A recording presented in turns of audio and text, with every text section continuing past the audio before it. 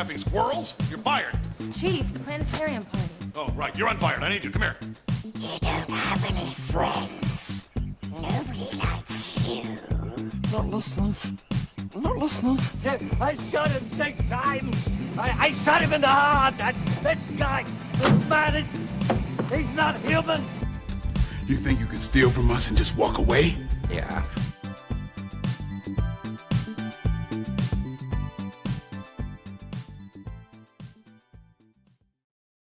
Welcome back to another episode of Get This Movie, a franchise movie podcast, a podcast where we talk about movies that are a part of a franchise. That means 3 movies or more. And this episode, contrary to the last episode, we are following our rule. We are talking about a trilogy and a newly dubbed trilogy, in fact. So we're very excited about that. I was going to tell them that we have a great episode today.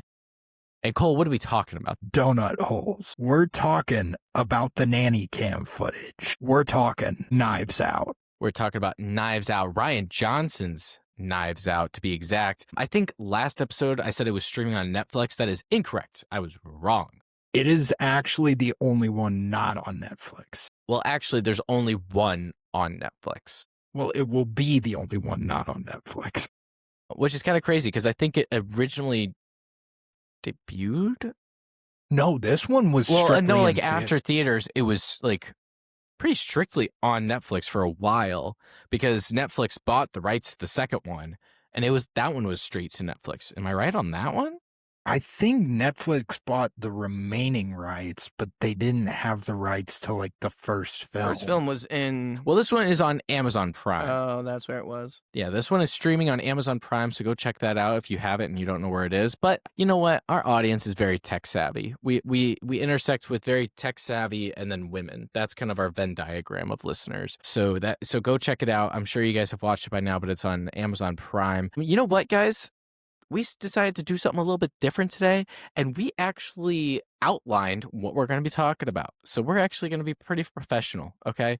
So this is going from your makeshift podcast to something that is going to be well thought out. And usually I go around and I ask people, do we have a go-around question to start? But you know what? Since we outlined it, I know we do not. And so I don't look like a fool when Cole comes and says, you know what did everyone think of Britney Spears's EP that she just released, man? Like, we ranked the songs in that one. Did she just release an EP? Well, it shows that you're not a real fan. But we don't have a go-around question. Zach was a big Britney Spears guy. Had a greatest hits CD called My Prerogative. Well, we don't have a go-around question. Long story short, we do not have a go-around question to start off. So without further ado, we have a new game in a section I like to call the call sheets.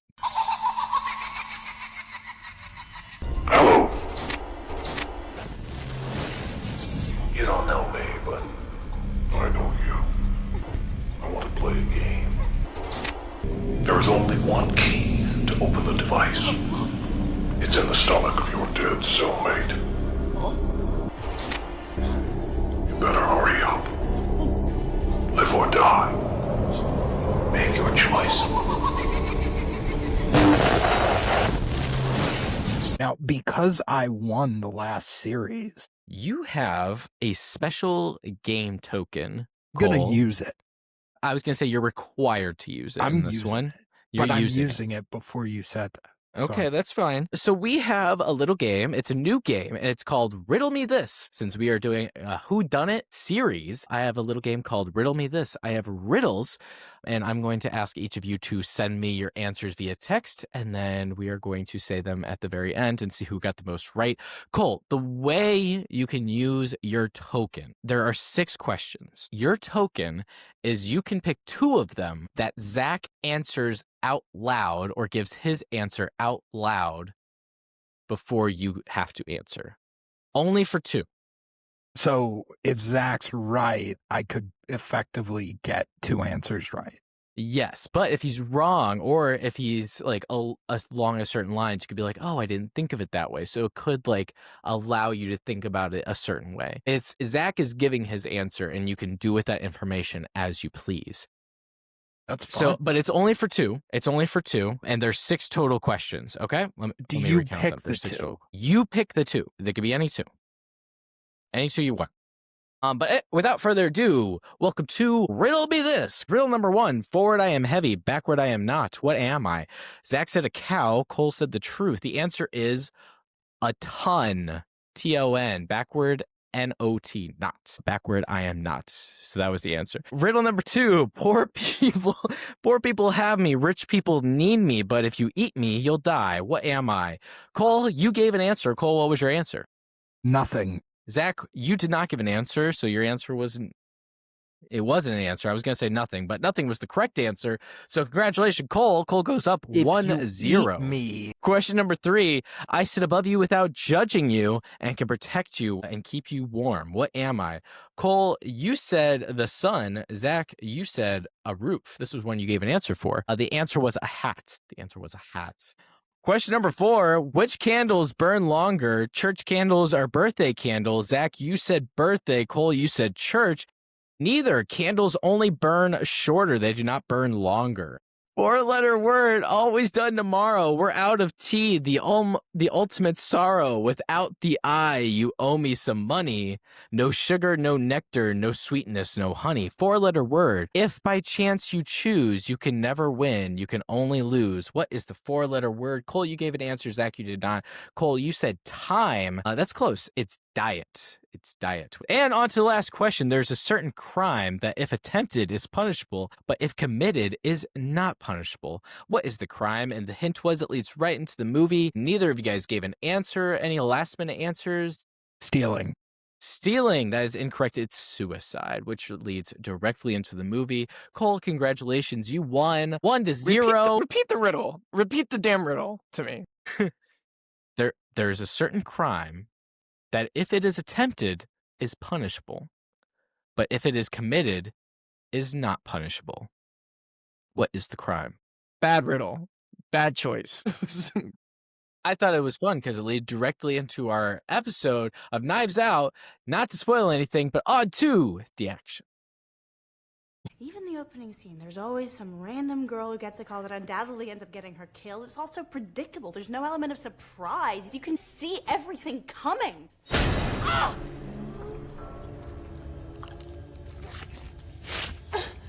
Did that surprise you?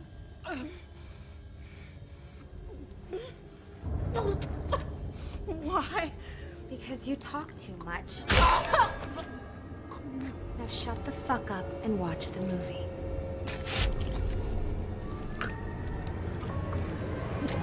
Wealthy mystery author Harlan Thrombey is found dead after his 85th birthday. His death is initially ruled a suicide. Private detective Benoit Blanc is mysteriously hired to investigate the case. Each member of Harlan's eccentric family has motive tied to money or resentment to kill him. Marta Cabrera, Harlan's kind and honest nurse, emphasis on kind, accidentally gives him the wrong medication dose, or so she thinks. Harlan helps Marta cover it up to protect her, seemingly killing himself to avoid suspicion falling on her. Blanc notices inconsistencies and digs deeper into the family's lies and greed. It is revealed that Ransom Drysdale, Harlan's spoiled grandson, tampered with the medicine to frame Marta and secure his inheritance. Marta's integrity and cleverness expose Ransom, who confessed when his plans unravel. In the end, Marta wins Harlan's fortune, while the deceitful family loses everything. Watching over her from the mansion balcony, sipping coffee from a mug that reads, "My house, my rules, my coffee." I like how you said that. Maybe I'm just in a good mood. I don't know.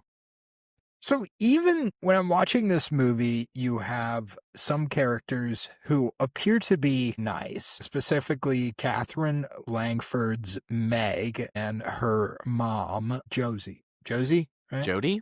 Jody. But they Go to appear bed, to be Jody. nice. And even these nice rich people aren't very nice. Do you think Rian Johnson goes a little too far in indicting the rich in this movie? Yeah, I don't like it when people make fun of rich people. There's a No, like, 0.1% but- chance I'm gonna be a millionaire, so I don't like it when we're mean to them. Okay, Cole, I get what you're saying because My I future do. self. Like Meg. I don't think we're indicting exam. Meg is a thing. I really don't. I think she's not a perfect character, but like when you're put in a position where your entire family is pressuring you to do one thing, you know, even if it's the wrong thing, you might cave to that, and that I don't think that makes Meg a bad person when she calls Marta and like asks like, oh, I think you should give us our inheritance back, and you know, and we'll still take care of you and all that shit. Like, I don't think that makes Meg a bad person. I mean, it makes her a very believable person, and I don't have It makes her more human. yeah, but than, also like, I the think rest we've of seen them. far more over the top like rich characters and things. I think these are pretty believable. Because I don't think any of them are completely reprehensible, besides, you know, maybe Ransom. So, like, I think... Johnson's pretty bad.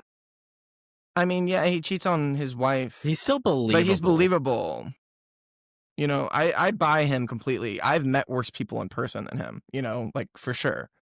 So, like, I mean, yeah, he's an ass, but, like, I don't think he's, like, over the top, like, this guy's the worst in the world, you know? Like, he's not to that level. I don't think any of them are to that level besides, again, the killer in the movie. Or the attempted killer. I guess, no, he does kill Fran. Never mind, yeah. Right. Yeah. Cole, I had, like, a little bit of a follow-up question, because I don't think he necessarily went too far, because, again, I don't think any of them are, like, caricatures. Yeah, that's a good way to put it. You know, so it's... So, but like Marta, who comes from like, well, she's almost painted as like a perfect character. Like there's no flaws to her. Like, And so, even... Yeah. what? Even when she's going through like the worst day of her life, she can still listen to Fran, like babble on about something and recall that information later. Yeah. So I think if they would have made her a little bit more believable, I feel like this like you almost wouldn't even thought about it, you know, because then it's like that's just like kind of how every character is, and every character does have, I don't know, they're believable, but they're also very like unique to this world in a sense as well, you know, because they're all very theatrical as well as believable. But I still I don't think you can go too far when you're punching up, you know. That's fair. It's not like... I don't necessarily. It's definitely not... Yeah. Yeah, nobody's punching down on these people. I do love when Benoit Blanc gets in on it, and he'll like get like little jabs in, such as the Nazi boy masturbating in the bathroom. Just the way he talks, man. I don't know. Whoa. Now, wait a minute. Whoa. You don't know, Whoa. Corey? You What? don't like the way What do you mean? that Benoit Blanc, you don't like Daniel Craig's delivery in this? No. You took that the wrong way. I love it. It is my Okay. one of my favorite parts of the Yeah, movie. I agree. I actually wrote down, does this movie become as big without Daniel Craig's performance and without his interpretation of the Benoit Blanc character? Does it become as big? And then I wrote that down initially once he first started talking, but then I took it back once all the characters started interacting with each other, and I was like, I take it back. This movie is just stacked. Like every single character is so good. But Daniel Craig just becomes such a big part of it. And even and I think especially with the second one, it's just solidified. But I think everyone in this movie is so good. But I was wondering, do you think this movie becomes as big without Daniel Craig's version of Benoit Blanc? Like if you had someone else playing the detective that ultimately is like the lead role, or would you consider him yeah, a lead? he's the or lead. I mean, yeah. I guess he's the lead. If there could be a difference between the lead and a protagonist, then maybe I could separate it and say that, you know, she's the protagonist. Him and Marta. Yeah, and he's the lead because, you know, I mean, he's the draw. He's the first name in the top billing. He's the whole story is a detective story, but the heart of the story is Marta. So I don't know, he facilitates the plot the most because it's all about him investigating, but Marta is at the center of it. So I don't know. I mean, it's hard to really distinguish between the two in terms of who would be the lead of the movie. And in terms of the hypothetical of does this movie work without him, I don't know. It's a tough one because he is so perfect here. You know, maybe there is a version of this with some other big actor doing this character that I love just as much. It's just I don't know. It's really hard to. He's so synonymous with it because the character is so.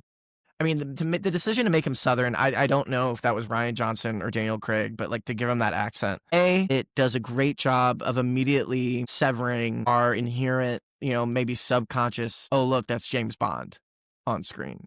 He Right. is so different. Yeah. And No Time to Die came out after this, and yet he seems so much older here. As Benoit Blanc that he does in No Time to Die. Because he's just not running around doing all this stuff. I mean, I'm sure he's still in great shape here, but he's not dressed to really flex it or anything. I don't know. His demeanor, the way he talks, all of it, it just really distinguishes himself from like the character that's already so iconic. Not a lot of other Bond. I mean, Sean Connery had a career besides being James Bond, but like, I mean, none of these guys were hurting for food, put it that way. But like Pierce Brosnan, Right. and Timothy Dalton and Roger Moore are always going to be they're Sean Connery's most famous for James Bond, but no one's going to just see him and be like, oh, that's Bond, and he's in a few other things, which is kind of what like these other men are. And Daniel Craig kind of escapes that here by just completely making this whole role his own and starting a franchise with it. You know what I mean? Like, I mean, Pierce Brosnan's in other things, but you see him and it's like, oh, look, James Bond is cameoing in this movie, or he has a small role in this movie, whatever.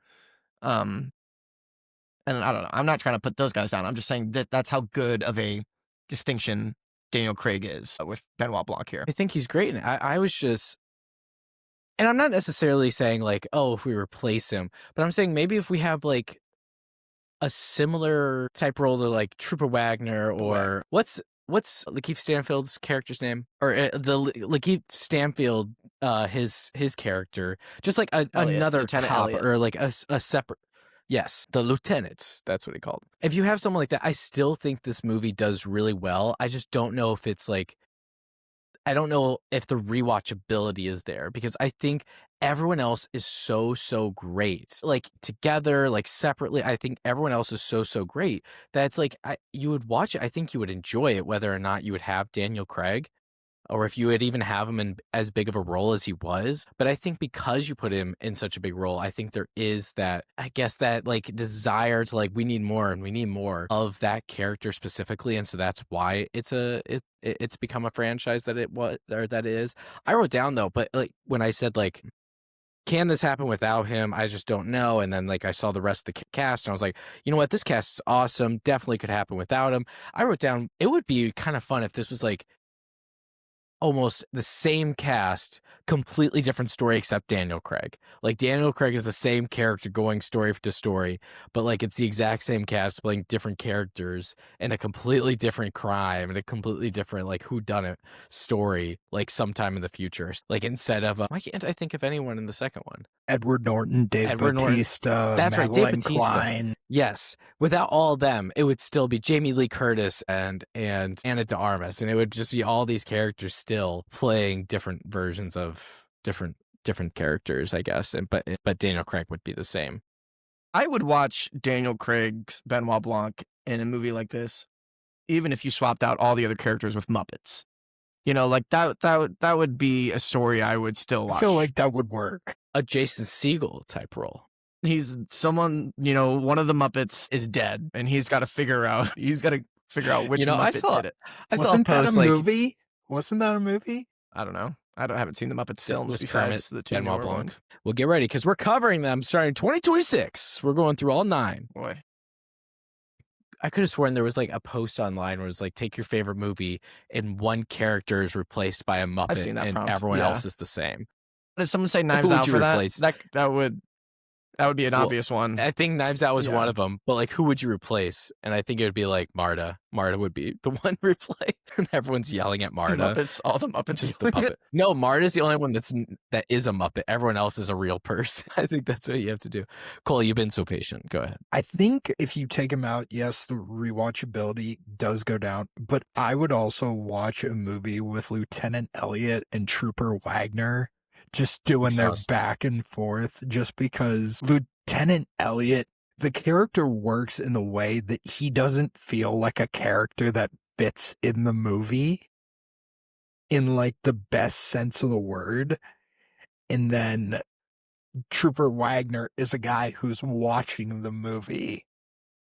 So you have ultra serious meeting like ultra enthusiasm. And I think their combination works really well. Like that scene where Jamie Lee Curtis screams at everyone to get out and Trooper Wagner starts walking away and you just see Lieutenant Elliot doesn't even grab him. He just gives him like a gentle tap to like, stay where you are. Stay where you are. Don't leave.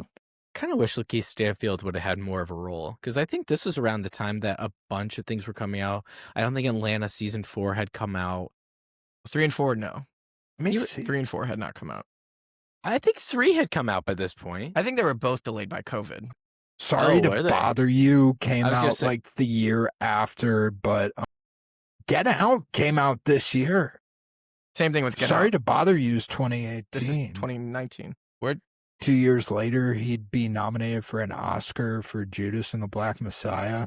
So that's why I was like, I wish he would have been in it a little bit more, because this was kind of like peak Lakeith Stanfield time, you know, like how actors go through those cycles where like they're for like 3 years straight and then they drop off. Robert Pattinson did that recently with Tenton and the Batman, and he was what I say just Tenton, like you were like, there's a guy who makes a lot of tents and so he's gone out Tenton.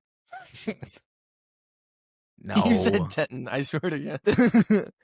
I said Tenton. Yeah, you just said it again. I said it again. That's not the title. It's not the movie. It's Tenant.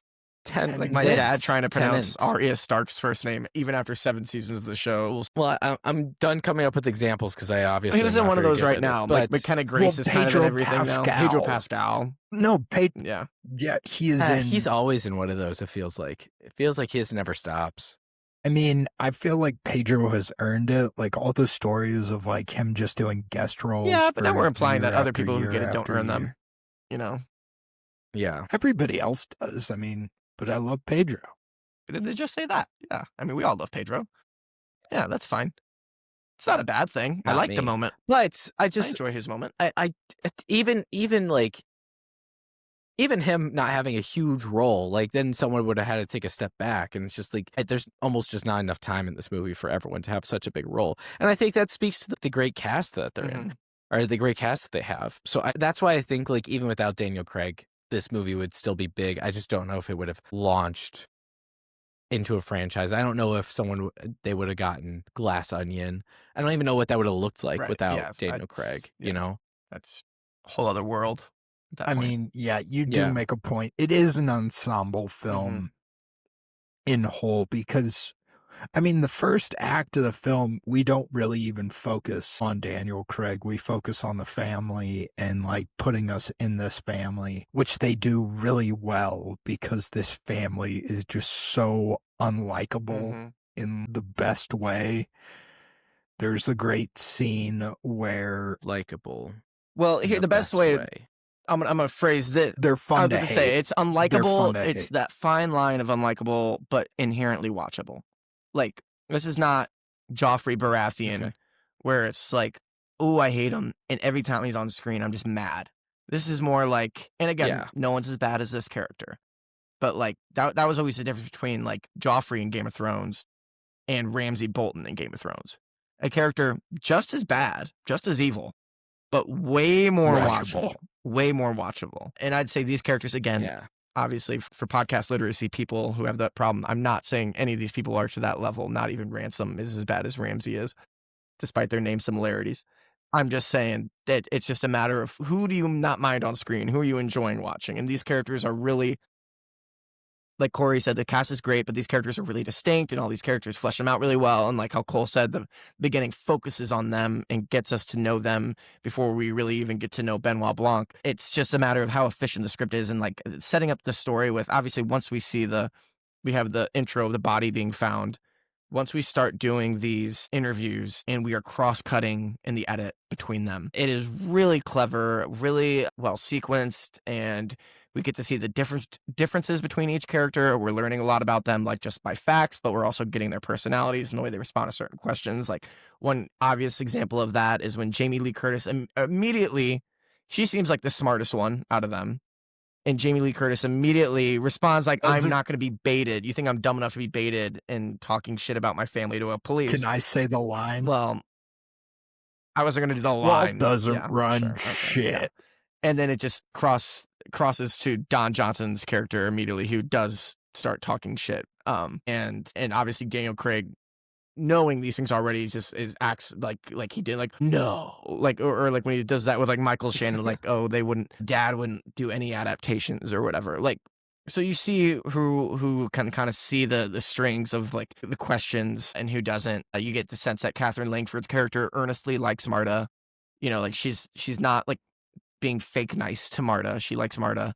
Like things like that. I love that opening sequence. And you gotta also just have a lot of like the little clever gags early too. Like I remember the one that we did, Corey, for a while, like was just picking up a phone.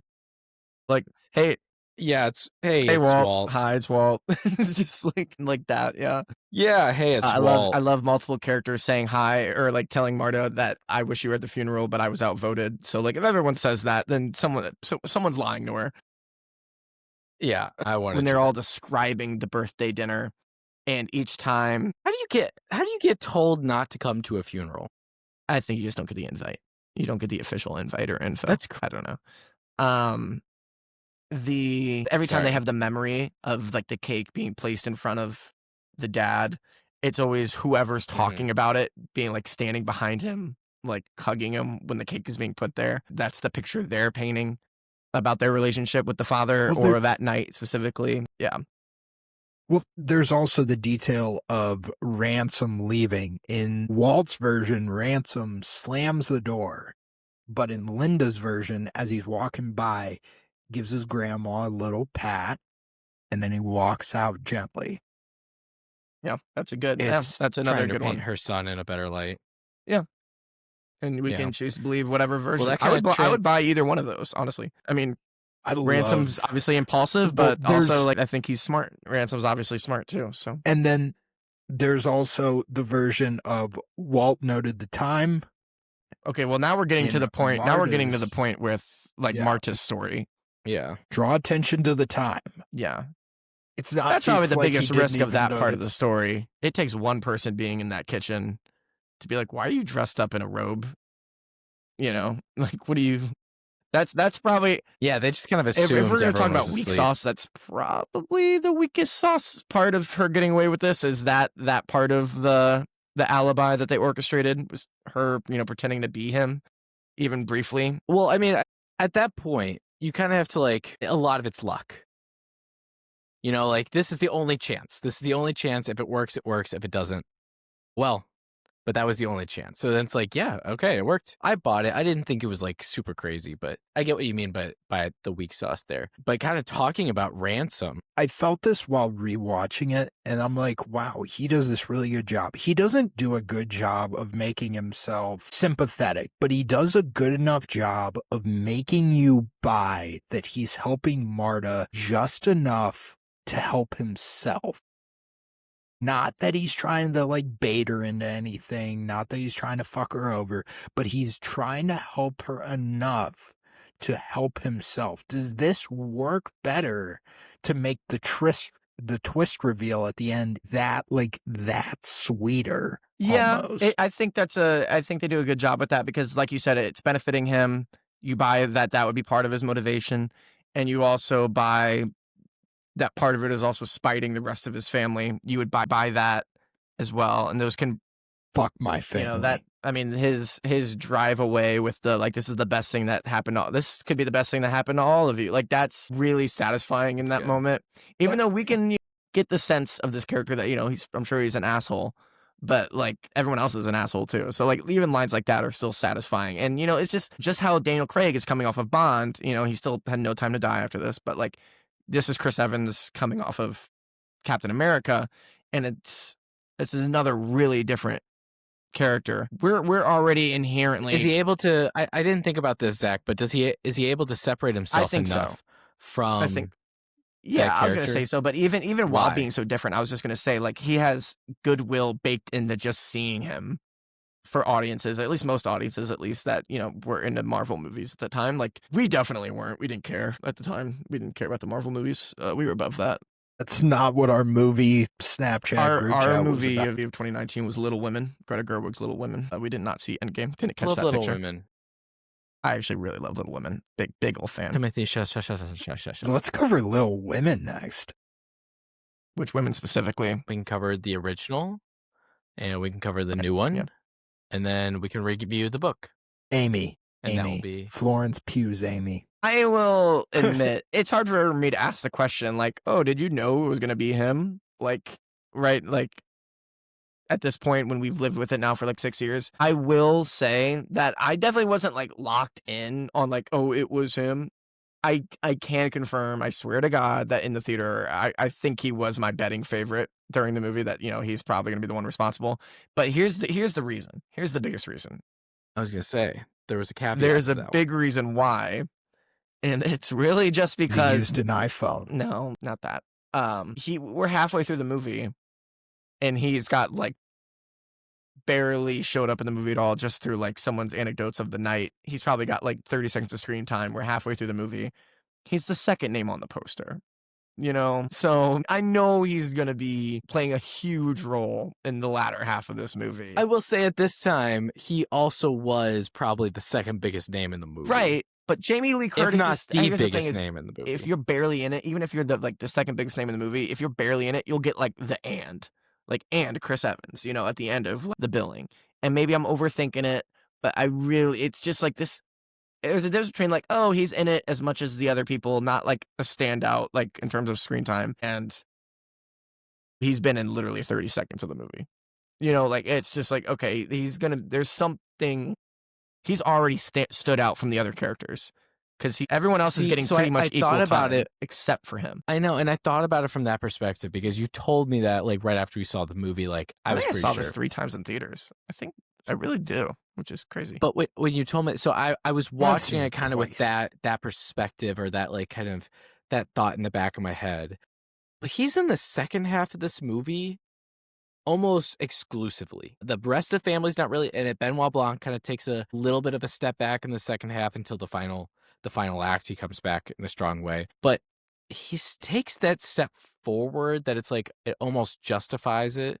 So even if he wasn't necessarily the one who did it, because at a certain point you're not even wondering who did it. You're like, oh, we know. I'm not saying that happened. it was a bad call to do it that way, because I think most people just aren't thinking about that at all. I'm just admitting that my reasons for guessing it was him were not as like what's actually happened on the screen. What's happening in the movie related. It was just kind of a guess based off of marketing.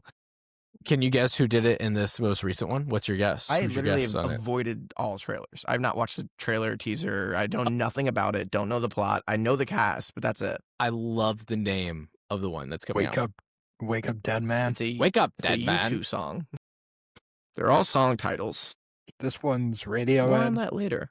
More on that. Okay, nice. Well, I had a question for you guys if we kind of move along to a different topic. So we kind of talked about how great this cast is. We kind of talked about how great Daniel Craig is. Like, we couldn't really, like, even in the second one, not to talk about the second one, but the cast is still great. They do a really good job acting. And I was thinking, the writing is so tight in this movie. The conversations feel real. What they say, like, it feels like, you know how they say Back to the Future is like the perfect screenplay because everything kind of comes back and it's tied I have together. that written here. Oh, you did? Look at us. Okay, good. We're So in on the sync. kinda We've on the synced up. We've synced. I know. But I was gonna slow down. You're gonna get too far with it. You guys are on the sync up? Okay. See, know. now you're anyway. I'm not But quite sure. This felt very similar, where everything kind of was tied together. Something that was brought up earlier in the movie is always brought back later. Even as small as the he can never tell the difference between a fake knife or a stage knife and a real knife. Like, that's brought back later, and it's in a big way. Do you guys think that the writing alone in this movie replaced all the actors with like no-name actors? Not saying they're bad, like, not saying no names are bad actors, but people who are definitely not as good as this cast. Do you think this movie would have been just as good? And can you name any movies with great writing that had bad acting. I had one example for you if you want me to say that one while you're thinking Yeah, of it. sure. I recently watched this for the first time, but it was Starship Troopers. I think the writing in Starship Troopers is really It's good. phenomenal. Because I think the story is really entertaining. I can't quite tell if it's supposed to be satirical, but I think that's also part of the point, that it's like Yeah, it's supposed to be funny, but it also has these really serious moments. And I think those are really good. But the acting is brutal. Like these guys, even Neil Patrick Harris in this movie, I don't know, like he's just isn't believable. Anyway, so that was my kind of take, and I think that almost supports that writing can elevate a movie beyond the acting, because there's 4 of those. Like the first one was so popular, the first one had such a big fan base that it drove people to want more and more and more and more and more, even though the acting was subpar. And they made not 1, not 2, not 3, but 4. And so I wonder if you would have had the exact same story. You don't change anything except the actors and their delivery. I wonder if you would get the same thing. Or I wonder if the writing is so good that it elevates the acting to a certain point that you get a baseline of acting. Cole. Example here.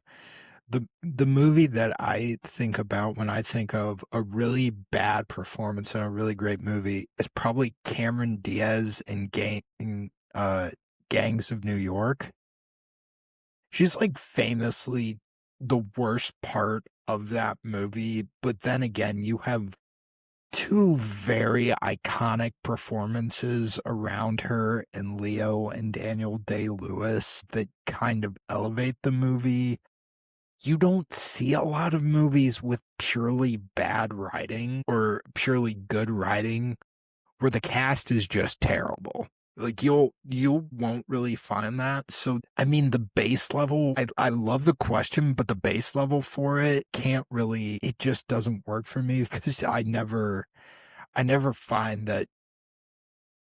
I feel like good acting can overcome bad writing. Yeah, I'd agree with that. Easy. I think sometimes the difference between a great actor, or like a great actor and a good actor, is like a great actor can elevate bad writing and like actually sell lines that an average actor, you would hear it and be like, oh, like that. Like I think so. It's hard to say, because it's hard to think of like a whole movie where overall acting is bad for good writing, but like maybe there's a individual performances in some movie, like Cole just said with Cameron Diaz. Like, I don't know, people always bring up, see this, I feel disingenuous saying this one because I haven't seen it in like 10 plus years, but like Sofia Coppola and Godfather Part 3, like she's Francis Ford Coppola's daughter, and she's playing Michael Corleone's daughter in that movie in a role that was originally meant for Winona Ryder.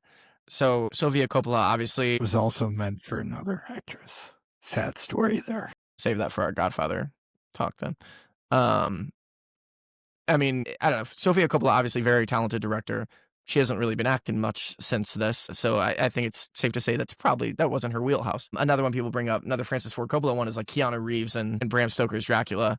Except with that one, I will just say I don't think the writing was that great to begin with. I still love that movie, but it's just for all the reasons that aren't the writing, really. It's just a really stylish movie. So I don't know. It's a good prompt, Corey. I would say if there are not many, I instinctively went to like the horror category on my letterbox to look, because I'm sure there are some movies. That would make. There are some movies where like I'm sure I don't mind what the writing is, but they're not getting the highest billed actors in the world for some of these lines. Like I'm sure Sam. Here's the thing. I disagreed with Sam. Sounds like Sam would say the original Evil Dead. Like Sam, I think Sam was not a big fan of the acting in the original Evil Dead. I find it believable. I don't think it was like like the. I was going to say they brought. Sam isn't here. He's been banned for that take. Well, I was going to say, even like Evil Dead, I disagree with him too, but I could see what he's saying, where it's like they just kind of no-name people, no one that like really blew up from it. Even the main actor, kill me. What Bruce is his Campbell? name? I think Bruce Campbell. Yes, Bruce Campbell. Even Bruce Campbell didn't become, like you guys said, he didn't become anything phenomenal. Like his career didn't take off after this. He's a guy that you watch because you love him. But the movie sparked a TV show, and it created. Didn't you guys say Cabin in the Woods is kind of like a kind of not a not a parody, but like an homage, like a modern homage to it. And so it created all these derivatives of it. So the writing does kind of elevate stories beyond and kind of create something yeah, beyond the just acting in the whatever is being Terrifier delivered on movies screen. isn't great. I mean, I'm not gonna say the writing is high writing, but like I'm sure if you could get like bigger actors yeah, for I some don't of know that if it's writing, got, then maybe you buy it a bit more. I think that's more of a concept. They got piece. Jason Patrick and Clint For Howard like for the third a one. second, right?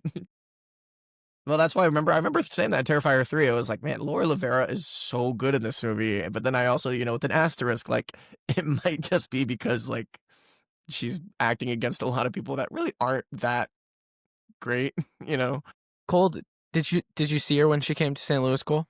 Did not. I was what weekend? I don't know the weekends, Cole. It might have been my birthday weekend. I was at a wedding.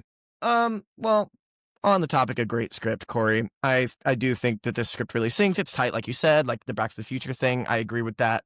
I mentioned here that that things come back, like Back to the Future does, or Shaun of the Dead. I think I said that a lot. Shaun of the Dead is that like every line in Shaun of the Dead is somehow paid off in the second half. This one's not quite like that, but like the pieces of the mystery are all there, and for the most part, they're all placed subtly enough to where you don't know which pieces are going to get used and which ones aren't.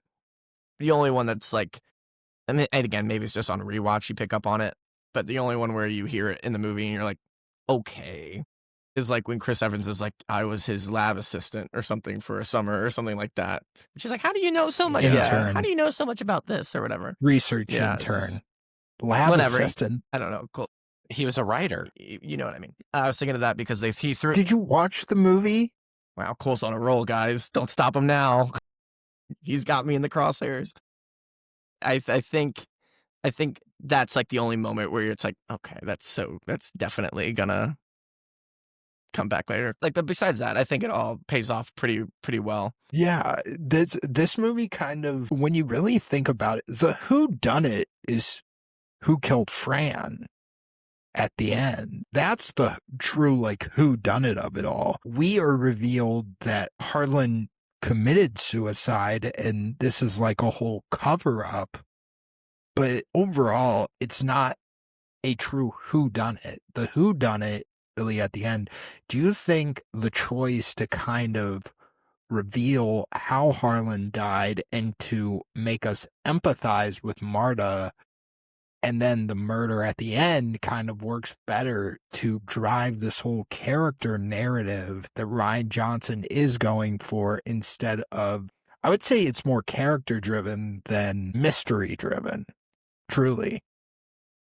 I agree. Do you think that works better in this script and with these characters to endear us to the characters? Yes, because I think as soon as you know what happened to Harlan, even though they tell you at the beginning, the blood splatter was uninterrupted. It's almost impossible for anyone else to have been there besides him. He killed himself. And then when we find out he killed himself, like they actually show us what actually happened, I think it becomes almost like a little bit of a thriller, because you're following Marta and you're like concerned for her, and you're kind of on the roller coaster ride that she's on, hoping that she gets through it, hoping that she is able to like just not go to jail, basically, since she's the protagonist and she's the only non-flawed character in the entire movie.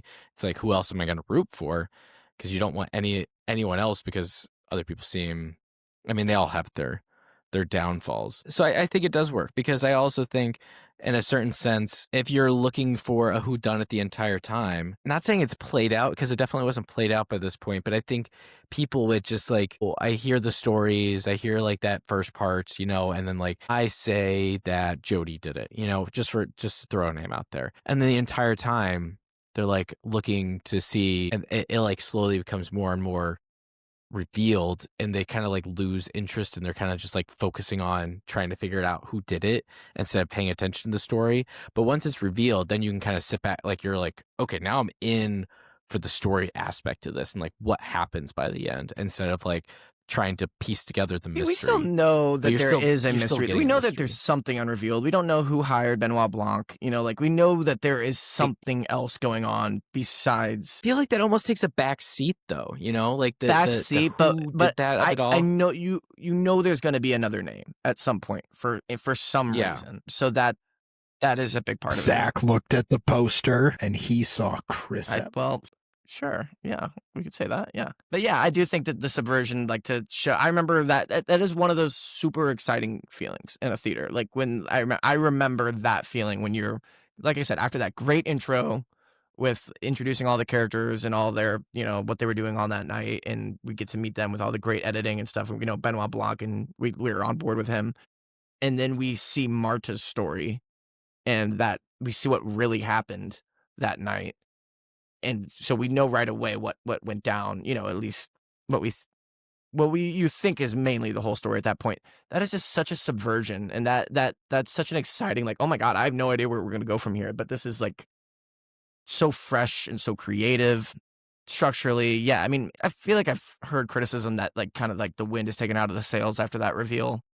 I disagree with that. I still think, like you said, Corey, we can just kind of sit back and, we're tense for Marta because we don't want her to get caught. But even while piecing together little other things that don't quite add up, that lead to like Chris Evans being behind it. I don't know. I think it's really clever. It's like kind of like what you're saying with the script being so good. One aspect of the script that I love, it's like I compared it to like another movie where I was harping on the script, Scream.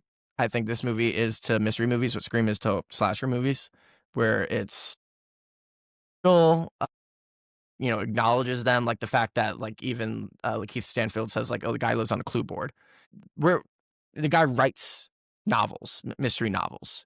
So like the genre is very much spoken about in general. They know they're in a mystery. Like the people in Scream know they're in a horror movie, not literally, but you know what I mean? Like, so it's in that way, I think they're similar, where it's, it subverts that, acknowledges, subverts, while also being like a great one of that genre in its own right. So it embraces it as well as it subverts it, So I think the script is like a huge part of that. And like that early twist to reveal that, it just puts us as an audience even more on our toes early to be like, I have no idea where this could be going now, which is really exciting. Whereas like I'm watching Murder at the Orient Express in theaters and I didn't love it because it's just like that train, you were just going toward a pretty clear destination at the end. That was just not a fun movie for me. That's such an old school mystery. It's based off like an old mystery novel, like, quote unquote classic. I haven't read it, so I can't judge that aspect of it, but it's just like, I was pretty bored with that one. And that's also a big ensemble cast, like with big names. Yeah. Is that the one with Gal Gadot? That's the second one. That's the... No, the second one. And then they already even cranked First one's got Leslie Odom Jr. More than him. He's big. A lot now. more than him. And Josh Gad and Johnny Depp. Daisy Ridley. Daisy Ridley. Michelle Pfeiffer. Judi Dench. Good for Leslie Odom that you let off with him. Those other names Leslie there. Odom. That's like he's the big name right away. Yeah, I didn't. Dude, I was big on the Leslie Odom train after One Night in Miami. Yeah, the movie fucking rocks. Was really good. Is that in the hotel room? Yeah. Mm-hmm. And it's also just a great script because like the themes are interwoven into the plot instead of being said out loud. The only time when they're kind of like, I mean, they talk about the children in cages, which unfortunately is not as time stamped of a reference as you'd assume. So like, I think at the time I remember watching that and being like, oh, this is going to be weird in like 10 years when we watch that line, But it's like, no, actually not really. That's actually still kind of a thing. But the themes of the movie being interwoven to the fact that she is the daughter of an immigrant, undocumented. And, this family treats her so nice, like because they're treating her nice on their terms. Like they love to be nice to her because of how it makes them feel. And then the second where it becomes not their terms anymore, they turn on her so quickly, and try to remind her of her place and everything and all that stuff. And that's just literally what the movie is about. Like, that's not like it's someone had to come out loud and say it. That is just literally the plot of the movie. So I think that adds to the heart of it because like we said, she's just such a likable character and it's easy to root for her. And that's, I don't know. I think that's Rian Johnson just did a really good job with the script in that sense, pacing and themes. For sure.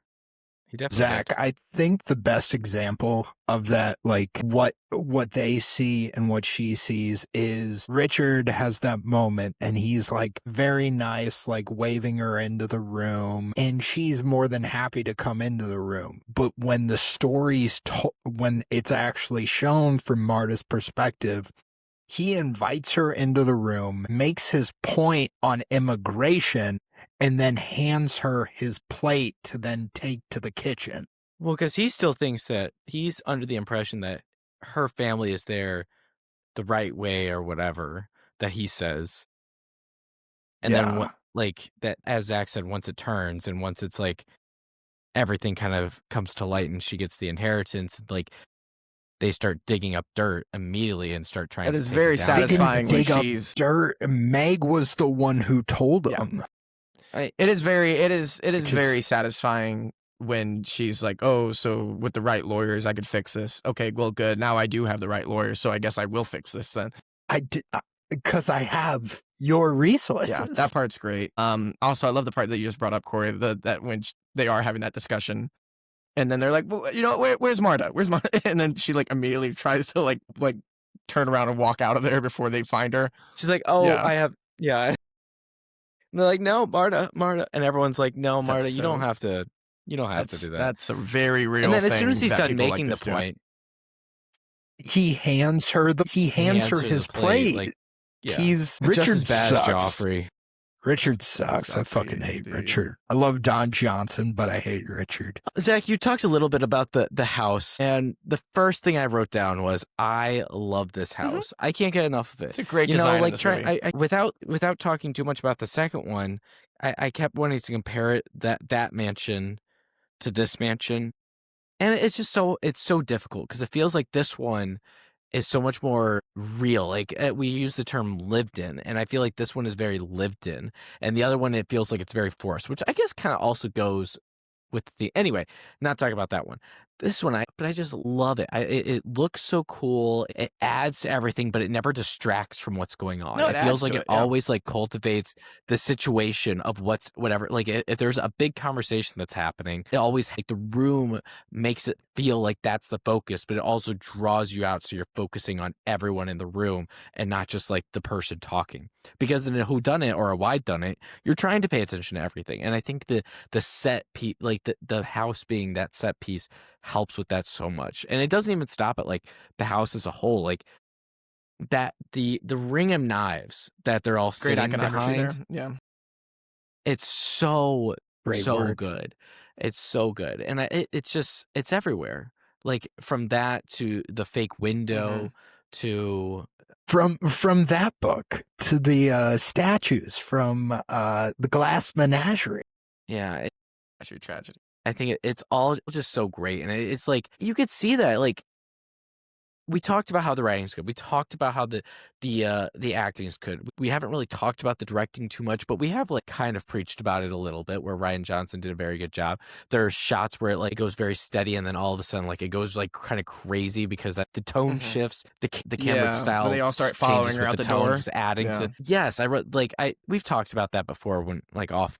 Not on the podcast, but like that part's so good. I wrote that down for this specifically. But I think even the set design had so much effort and so much detail put into it that it's like there wasn't a piece of this movie that feels like it's lacking, you know? And I don't know how I literally have that written down here as well, is that when you break this movie down to its ingredients, like every aspect of like what goes into movies, like we're talking right now about the design. And we can talk about, okay, so production design, we can even include that to like characters' costumes even as well. Everyone has very distinct styles inherent to their characters. Yeah. I think design, like, perfect in this movie. I even brought it up last week when we were talking about how this movie feels like a Thanksgiving movie. A lot of that is the fall aesthetic. I think that this movie nails that in that regard too. So look of it, great, 10 out of 10. We've been talking about the characters and performances. Obviously, we've talked mostly about that. Great. Like 10 out of 10 for me. Direction, which is kind of like sums all the stuff up. Pretty great. Script, we talked about. Great. Like, I think the music even, like the score, which is like appropriately really dramatic, and selling like each moment to like a high level, that's, I think, totally fits this type of story and the tone. So I enjoy that a lot as well. And then the needle drop at the end, even with like Sweet Virginia by the Rolling Stones. I love that song. It's a really satisfying ending with the visual storyline of like, Very what is she gonna satisfying. do? And she just lifts the mug that says "My House" or whatever. Like that is so like such a perfect ending. What a like one of my favorite final frames in movies. So like all of these things like come together. It's hard to find a single weak point in this movie anywhere. Like when you really like grade everything individually, it's like when you average it all out, it's like this is like damn near a perfect movie. Like it really Yeah. is. And, you know, coming off Last Jedi, you know, and I was already exhausted with defending Last Jedi at this point when this came out. And I think this is unequivocally a better movie than Last Jedi. And I still like Last Jedi a lot. But I think this is like, I think Last Jedi definitely has flaws, which, you know, listen to our episode on that.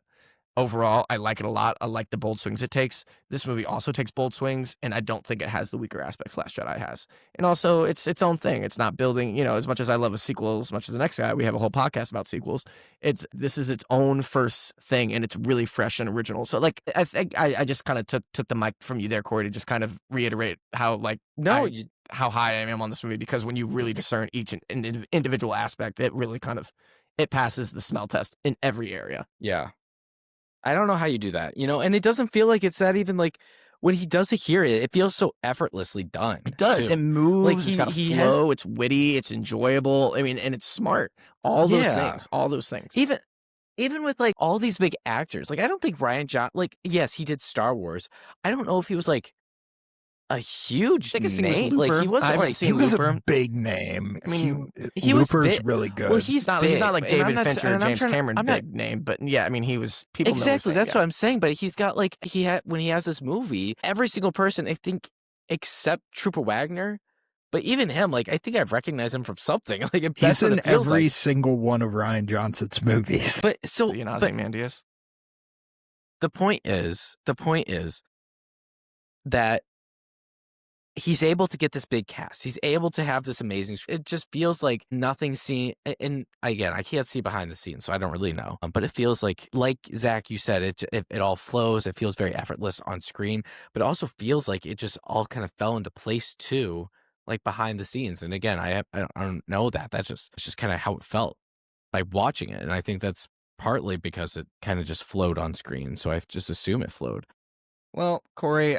He is an Ozymandias. Corey, and we talked about the context of when it came out. Is this your favorite movie from 2019? 2019 movies. Mm-hmm. That was Endgame. I was hoping you'd forget it and say this was your favorite. I was really hoping. That was Ford versus Ferrari. Yeah, it was. I don't think that's going to touch my Mount Rushmore of 2019 films, but that was 1917. It was. It was. It's a big year. I think I cried up there in 1917. This is not because of anything in the movie, but because I was like, there's a chance there's a good chance. I was like, I don't know if I even capable of one day making something this profound and good. That in my spectacular tier. Now, this is how I did it at the time. Exactly. This is not how it would be now, but the spectacular tier then was 2 movies, Endgame and this, and Knives Out. I think that's fair. My great category right below Pretty it spectacular. Was Jojo Rabbit, Parasite, 1917, Little Women, Once Upon a Time in Hollywood. I think my Mount Rushmore would have to be Knives Out, Once Upon a Time in Hollywood, Parasite, and then honestly, that last spot on the Mount Rushmore, it's probably Endgame, but Jojo Rabbit and Little Women and maybe even 1917 are sniffing it. Really, really solid years for me. Oh, and honestly, the one that's gone up a lot for me, Midsommar, also that year. Huge fan. Love Midsommar. Frozen 2 was this year? that long ago? 2019? That's crazy. Zombieland, Double Tap. You know what came out this year? El Camino. Yeah, man. I haven't seen these that in a movies. while. 2019 is... Okay, so to answer your question, Zach, I think this is going to be on my Mount Rushmore, probably Abe Lincoln. I'm going to put 1917 as Thomas Jefferson.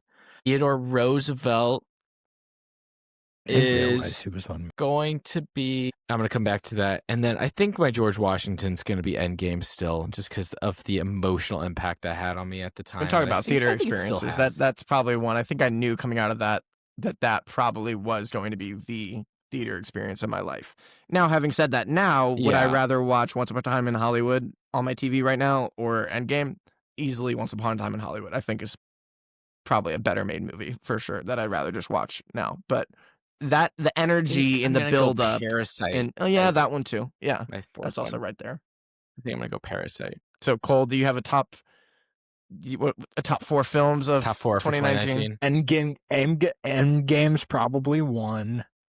God, That's the thing just about Rushmore, looking you at don't even all have to these rank them movies. if you don't want to. You can just list 4. You do have to list who they are on I Mount don't think you Rushmore. have to even do that. Well, George Washington's obviously Endgame. I gotta. But he was the original, so. The original what? President? The Irishman.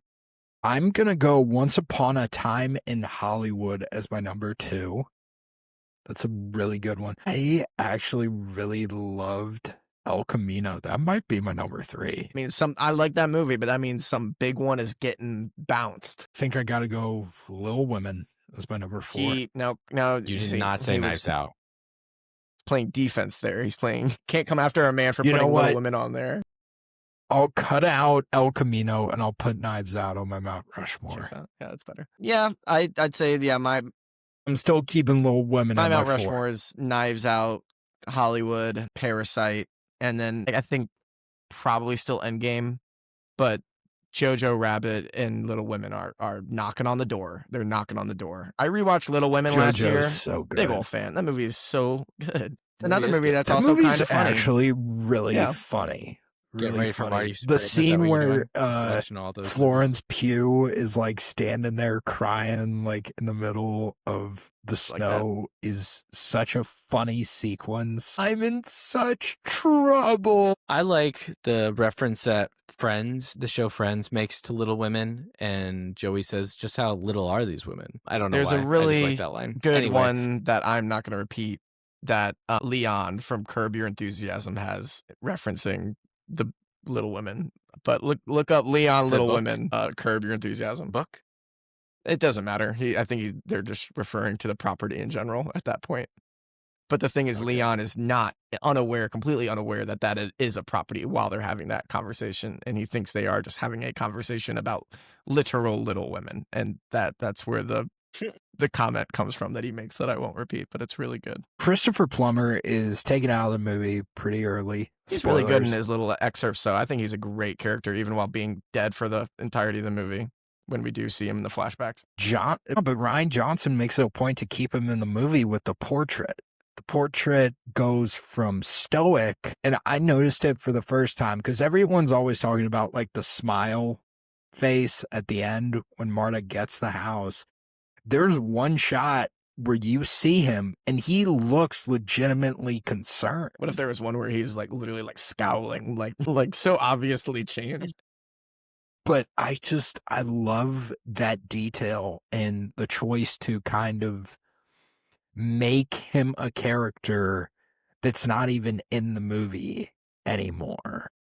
I think that is a unique choice, and it shows the relationship that him and Marta had, which when you see them together, they're just so cute. Like the whole he needed a friend, and then you see them like talk and have conversations, and most of the scenes where he like finds something upsetting out, she's just sitting there reading a book. She's not taking care of him or like doing anything. It's legitimately the line where like somebody goes, he needed more help, and she goes, he needed a friend. Yeah, it's a cute relationship between them. Yeah, and I think the different faces on the painting, obviously we don't take that literally to think the painting is literally physically changing. I think you can kind of view it more as like a Rorschach test in the eye of the beholder. Like, how is she? It's kind of her own reflection on Harlan in these moments, like how he might be feeling about what's happening right now, kind of picturing what his thoughts on the current proceedings would be. So, like, I think that I do like the detail. Speaking of Sorry to Bother You, because I think, Corey brought up Sorry to Bother You. I think, did Rian Johnson steal this bit from the picture in Sorry to Bother You that Cassius has? Cassius has, like, a photo of what we assume is a deceased relative, and his expression changes not so subtly throughout the film, depending on what Cassius is doing. Maybe his own collapsing morals 1 year prior. Obviously, I don't think that Rian Johnson literally took it, but I'm just saying it's an interesting comparison because it was so recent. Also, the overlap of the actor. I remember seeing Sorry to Let's talk Bother about You in Yeah, let's do it. theaters. And I remember most of it so vividly. And I have not seen It's it really since, good. believe it or I've been not. watching the film class since then. Like it's got traction. It's Really? Yeah. Really? Okay. Not trying to like downplay it by any means, because I think it was good. I think it's just like it's very jarring if you're not. It is a jarring movie, but by intentionally so. I expecting. think it is intentionally jarring. Yeah. What were you talking about it? Just I curious. You can genuinely cut don't this out. remember. But I what don't were you remember talking what the about? week was. I don't remember the topic of the week was where that was the assignment. But we did have that was the discussion for part of that week. Corey, did you have anything about it, or can I wrap up action with the game? Yeah. Yeah. Okay. Yeah. Now, Go ahead. Surprise. Corey. Corey does such a good, infallible job making these games that I thought He's so infallible. I thought he deserved a treat for all his hard, well thought out work. So I have a game for Corey this week.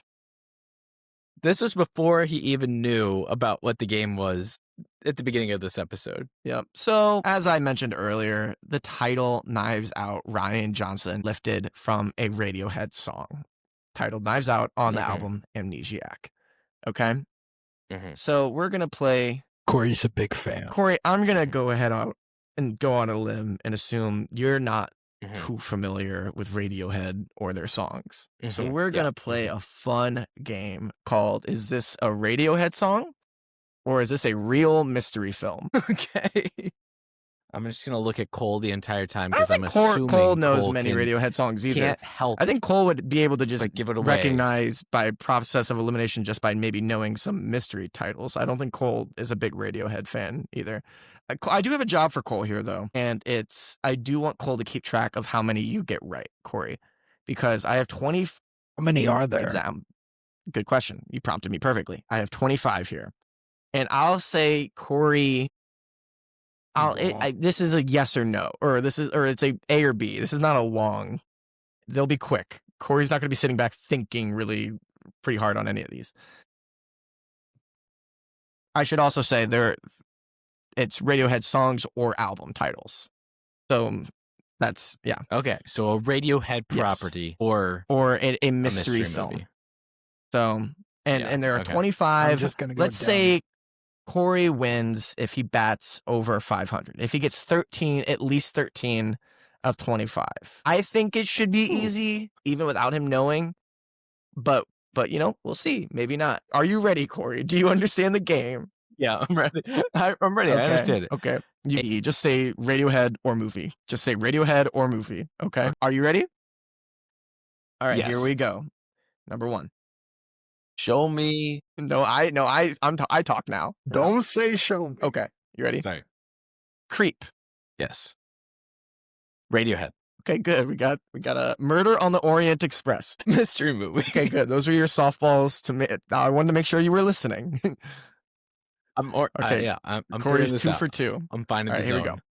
Karma Police. I need 11. Radiohead. Yes. Give Up the Ghost. Radiohead. Yes. You and Whose Army. Mystery movie.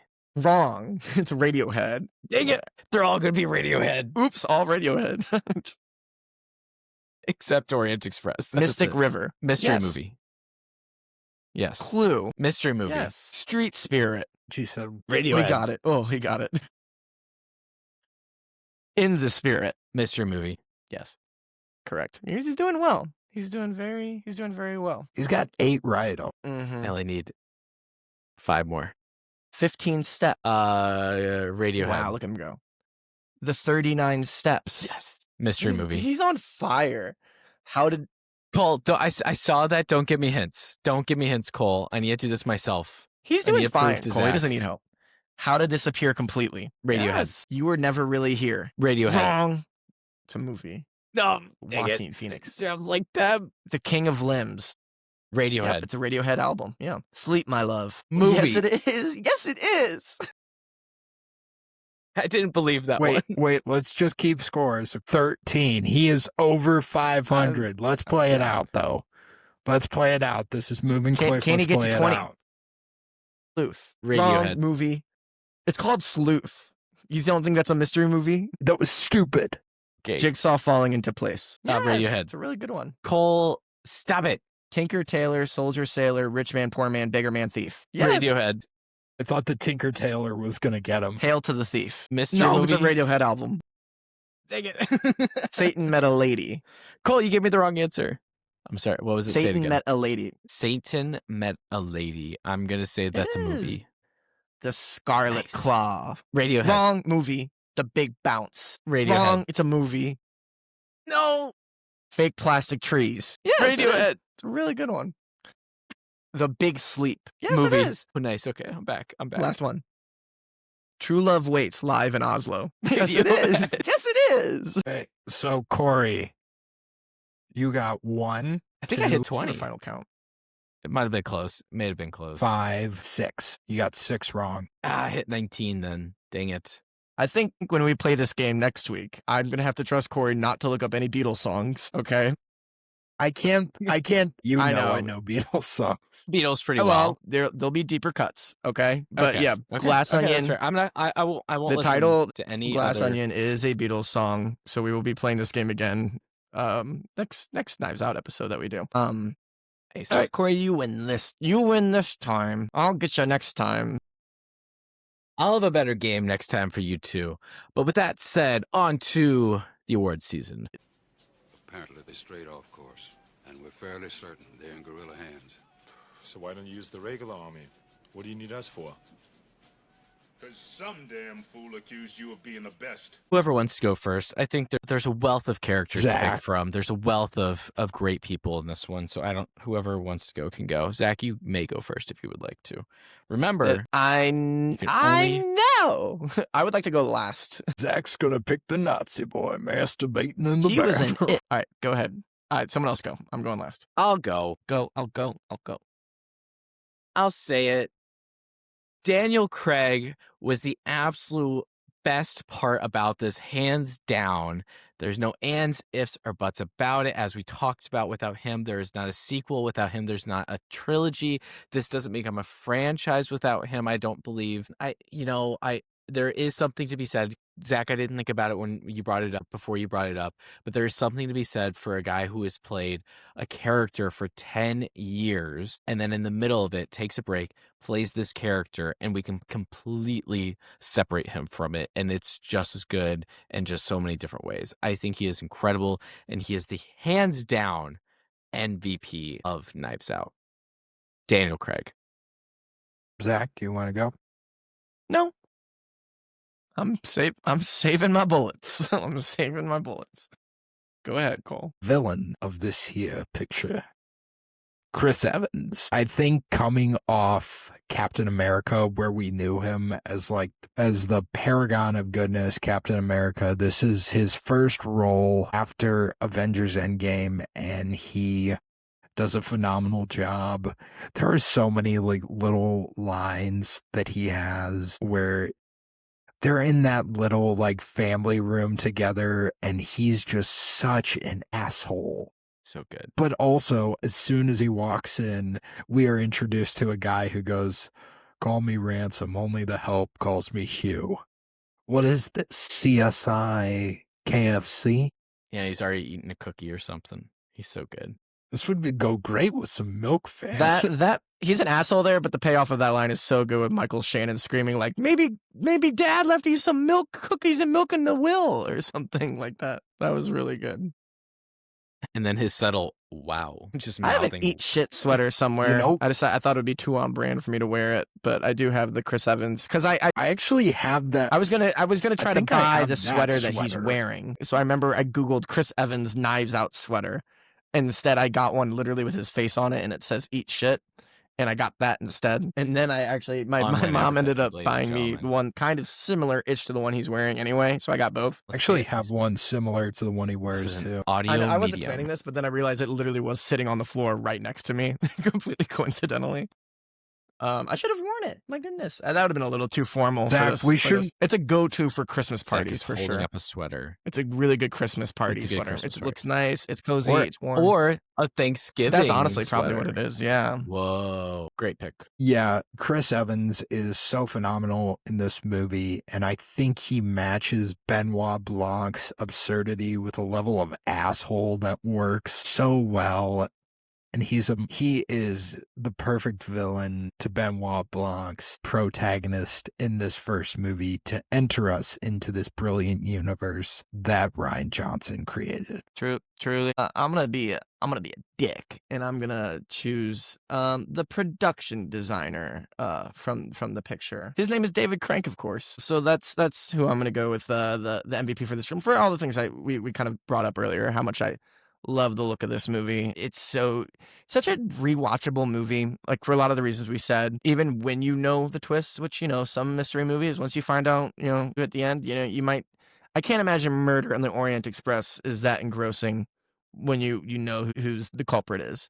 Whereas this, for all the reasons we've talked about, like for just how witty, quick moving it is, likable the characters are, or at least how it's easy to like watching them. The aesthetic, it's just fun. It's a very cozy movie, just with that fall aesthetic, and like the house we talked about, all those elements. So yeah, David Crank, the production designer for Knives Out, is my MVP. Good pick. On to the review section. Says that they insist on outside opinions. What kind of opinions? Well, your kind, not to put too fine a point on it. I mean, let's face it, in your particular field, you're the top minds. Cole, I would like to go first. Look at this guy. What? I know, but I would like to go first. And you will see why I wanted to go first after I go first. Rank is written. Good. My podcast is merely ornamental. I will be a passive take giver of the truth. 5 out of 5. Dear God, that's beautiful. 5 stars, Angel. 5 stars. That was the best acting I've ever seen in my whole life. How's that for a slice of front gold? All right. Yeah, boy. God damn, Jimmy. That was bloody brilliant. This is some serious gourmet shit. That was totally wicked. This is incredible. You like it? Oh my God, that's such a relief. I wasn't sure what line you were going to go. Oh, play the sounder. Woo! 5 out of 5. Cool. I wasn't sure what quote you were going to go with, and I wanted to beat you to it. Well, now what we've stumbled upon here is a delightfully confounding, downright delicious little mystery, twistier than a bowl of Mardi Gras pretzels, and I'll be darn gone if I don't find myself hankering for another round of bewildering brilliance. 5 out of 5. Dear God, that's beautiful. 5 stars, Angel. 5 stars. That was the best acting I've ever seen in my whole life. How's that for a slice of front gold? All right. Yeah, boy. God damn, Jimmy. That was bloody brilliant. This is some serious gourmet shit. That was totally wicked. This is incredible. You like it? Oh my God, that's such a relief. Another sounder. Did you write that yourself? Yep. For a second there, I thought it was going to be a quote from the movie just because he did the voice. And I was like, I don't remember I know, anything me about too. these Mardi Gras pretzels in this film. Well, each time I did one for Back to the Future, it was a weird thing that happened to the movie in the Marty voice of, Doc, do you mean to tell me? I thought for a second there, I thought we all were going to have quotes because, Ooh, ladies and Winnie gentlemen, I got a bit of a... Oh, did Zach and I go quotes and Cole didn't? Is this a complete reversal? This film is truly the donut hole in my donuts hole. 4.5 out of 5. Yeah, Right, I don't know if you caught that. No, I did. We did. On to the post-credit scene. You're still here. It's over. Go home. Corey, what's your Mount Rushmore of Radiohead Zach, songs? What are we covering next episode? Well, like I said last time when we gave these planes, trains, and automobiles episode, which I'm not really sure that's going to be a high turnout episode. I don't know how many people really tune in for that movie. So in case you didn't hear that, we're going A, B again with that pattern of franchises like we did at the very start when it took us like 2.5 months to get through all of Pirates of the Caribbean and Scream. Fun sound, Corey. So next we're doing Avatar, the first Avatar, before we revisit Knives Out with Glass Onion after that. But yeah, the next episode is, in fact, James Cameron's 2009 Avatar. Yeah. So we're going to go Avatar, Glass Onion. Wait. Avatar, Way of Water. Wake Up, Dead Man. Avatar 3, Fire and Ash. Wait. Oh, sorry. I thought you said No. wait. Wake Up Dead Man, Avatar Fire and Ash. Wait Yes. up, dead. And I was like, what am I waiting for? So that's going to be our schedule moving forward. So yeah, looking forward to the next one. I don't know when the last time I watched James Cameron's Avatar. Exciting. I definitely watched it I guess before Way of Water. Yeah. That makes sense. I don't think I've watched it since. I guess that makes sense. Yes, that makes sense. Have you guys been watching anything? There hasn't been a ton of time between I have our something. last recording. I finished Alien Earth yesterday. yesterday, so I know I'm quite behind, but I haven't was a started big it. fan, really big fan. Yeah. And Not finished it yet. I can please. say, wow, I'm Please ahead finish. on a show. I finished a show before I you haven't gotten to it guys, yet. before the show brothers here. Wow, how about that? Busy watching Dancing with Yeah. the Stars. Andy Richter got eliminated. Hey, this will be outdated when they put him back on by the time this episode comes back out. I think you know how Dancing with the Stars works, but once you're done, you I know, are done. I know. Cool. I was joking.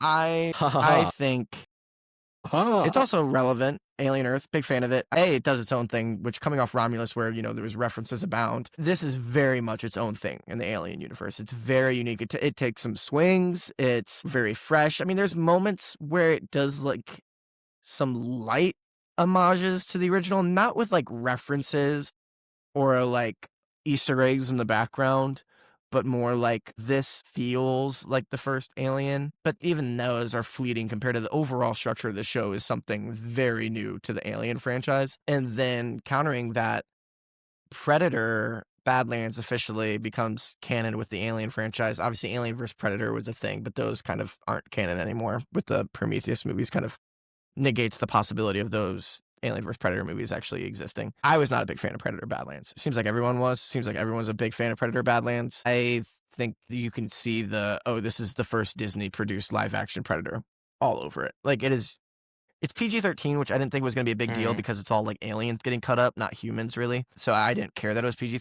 But the tone of it, it's tonally much more friendly. We've demystified the Predator a bit. You're trying something really new by making the Predator the protagonist. But I don't know. I was open to it, and it just didn't work for me. But don't let me stop you from seeing it because apparently everyone loves it. But yeah, not for me, unfortunately. And I was really excited for it. Saw you and Noah were not high. Me and my old roommate Noah both gave it. He gave it a higher one than me, which I don't know what the betting odds on that would have been. But yeah, I was disappointed. I was sitting in there and I was a little frustrated with the movie, with the approach it took tonally. I think on paper, the plot of it, there's a version of that I like if they treat it differently. It felt a little bit like, I don't want to say tranquilized, defanged. I don't know. You know what I mean? It never felt quite as dangerous as the other movies do, which is what I love about, the Predator. I like being scared of like the Predator. And this, you aren't because he's the protagonist.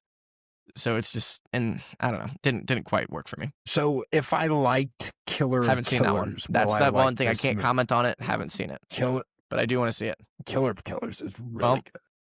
I can't. Yeah, maybe Killers is like this, and I wouldn't like that either. Or maybe I don't know. But we'll see. I would say now, like I had like a joint ranking of Predator and Alien movies. Right now, Alien Earth is like easily my third favorite Alien thing, and like Predator Badlands is like definitely, I think, besides the Alien vs. Predator movies themselves, besides those, I think the only Predator movie I like less than this is The Predator, which is pretty much Predator 4. Wasn't a big fan of that one, but Shane Black's unfortunately, The Predator, where he hired a real predator. Who? It was a big thing when that movie came out. Cole, what are you watching? Moving on from I that. haven't a watched little bit. anything new, but I did want to talk about it because I wasn't really excited for this movie until I saw the trailer for it, and that is the Michael Jackson biopic. Michael looks really clean shot so far, and Jafar Jackson, who's playing his uncle, they released a clip of him talking, and dear God, does he sound exactly like him. I'm out unless they do The Girl Is Mine spoken word outro. And you can even get Paul Mescal in there with Paul McCartney if you want to kind of cross over with the Beatles movies coming out, where Michael Jackson tells Paul McCartney, Paul, I think I told you. I'm a lover, not a fighter. I think that needs to be in there. Or else I'm going to be really against this movie. Because it's already like, when it's produced by the family and you literally have a family member playing them, it's like, I think we're going to gloss over some things here. Like, they're not even going to talk about how bad their dad was probably either. And that's kind of a Among big other deal. things. Yeah, I'd say. Among a lot of other I'd things, say. but. Yeah, I don't know. I'm just kind of over biopics now. I mean, I'll watch the Beatles ones, obviously, because it's the Beatles, but I had zero interest in the Springsteen one. Maybe if I knew more than 5 Springsteen songs, I would want to do it, but it's just like, I like Bob Dylan a lot. Get that good of reviews. I like Bob Dylan a lot, and I was just kind of bored with Man in Me. I thought it was well acted, but I was just kind of like, Zach, these are just... Hey, Jenny. Zach, you said Man in Me. It was a complete unknown. Okay, well, Man in Me is a song by Bob Dylan. Is the song. But I did say this to Zach, and I said the problem with the Springsteen biopic is simply Bruce is just not interesting in the way you can make a movie about someone interesting. You can't make a movie about him the way you make a movie about Freddie Mercury or Elton John, because See, when those were coming he's out, not an interesting guy. He doesn't do the things people want. He's just like a sad boy. And Corey gave this prompt to Zach when we were in a car. Could you watch a movie about a sad boy? I feel like I often do. I can't list an example. But Cole, I agree with you, because when we were the Bohemian Rhapsody and Rocket Man came out, those were like the two big ones that came out kind of close to each other. So I can't remember who, but someone asked me like, oh, why don't they make one about, not Elton John, who was the Piano Man? Billy Joel. Billy Joel. They were like, why don't they make one about Billy Joel? And I was like, I don't think Billy Joel's life is that exciting. Like, I think he's just a great artist. Why do you hate scenes from Italian restaurant? No, like I don't know how the two equivalate. I just said he's a great artist. It's the Hohenstein argument. What do you hate? It's a Tim McKernan thing. I don't know if it's... Yeah, I was gonna say I don't think it's a Hohenstein thing. But yeah, so I don't. It's kind of weird that we're getting 4 Beatle movies all about each one of them. Oh, like, why are they catching flack now? I agree. No, I totally agree. well, because then it gets into the Corey, argument. why do you that, hate Octopus's Garden? They should just call the Ringo movie Octopus's Garden. The series about whatever that character's name is from Superman, that he's getting his own series, and it's the same he's thing a fictional about, guy who's been in one movie. The Beatles are like the biggest band of all time. It's an entire comic book series. Okay. I know, Don't but it's compare just Jimmy like Olsen to we're the Beatles. getting. Don't you do it? Just, I can feel it. It feels like content for the sake of content. Like, let's just do 4 movies. They have too many great songs to fit into one movie. They were together for 3 years. They were together for 7. That's why they're so profound. They were cranking out classics. Yeah, I know. What was it? 10 albums in 7 years? 13 albums, even. I'm not sure. Just off the top of my head, I could be wrong on that. I'm going to say 12 because it gives me 11 and 13.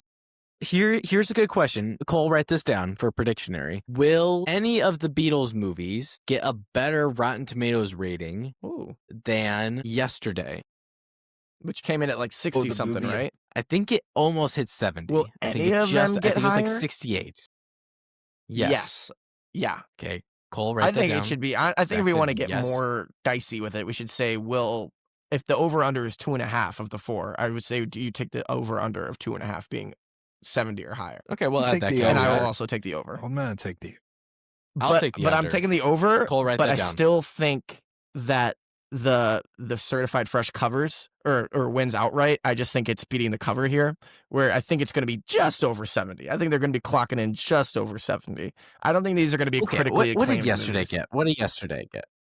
Yesterday got like a 68. Almost got there. You're just saying that. It got a 63. It got 63. Damn, I was close. I'm going to bet at least 2 of them get under. Was that what did you say, Zach? You think it's going to be the Ringo movie? You don't think the Ringo movie is going to be clocking in high? I don't think. I honestly don't think any of them are going to clock in very high.